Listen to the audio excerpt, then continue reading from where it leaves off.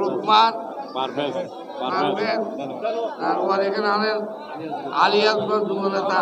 আগামী ভবিষ্যৎ উপস্থিত অন্যান্য নেতৃবৃন্দ। আসসালাম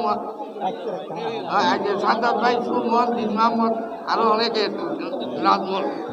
সবাইকে চট্টগ্রাম দক্ষিণ জেলা বিএনপির পক্ষ থেকে আন্তরিক শুভেচ্ছা। কাশিয়া ইউনিয়ন বিএনপির সাবেক সভাপতি,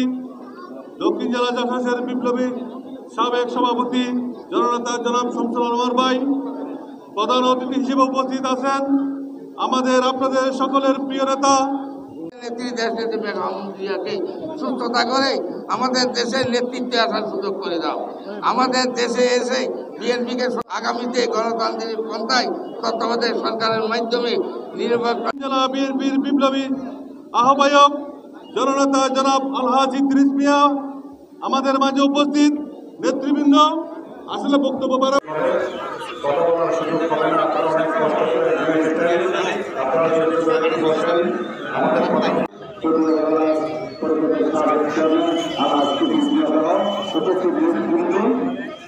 এবং আমার প্রান্তীয় সরকার আপনারা জানেন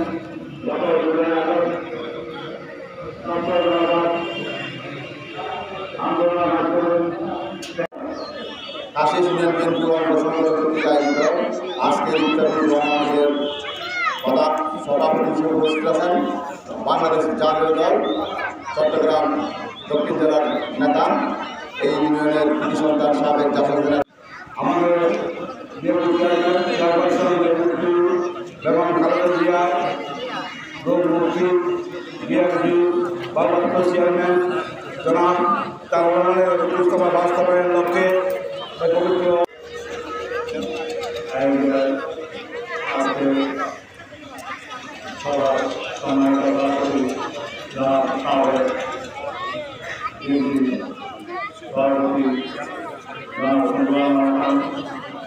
বাংলাদেশ জাতীয়তাবাদী দলের ভারপ্রাপ্ত চেয়ারম্যান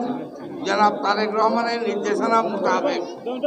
প্রবীণ যারা রাজনীতিবিদ, প্রবীণ যারা বিএনপি নেতা,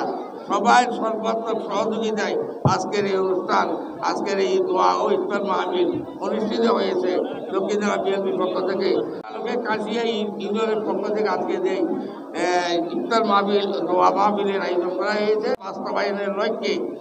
গ্রাম পর্যায়ে সুচিকিৎসা হয় নাই, কোনো চিকিৎসা পায় নাই, যার কারণে আমাদের খালেদা জিয়া মৃত্যুর কাছ থেকে বের হয়ে আজকে খোলা আকাশে লন্ডনে বসে চিকিৎসা দিচ্ছেন। আপনারা দেখেছেন বিগত এই যে আমাদের ঢাকায় যে সভা হয়েছে,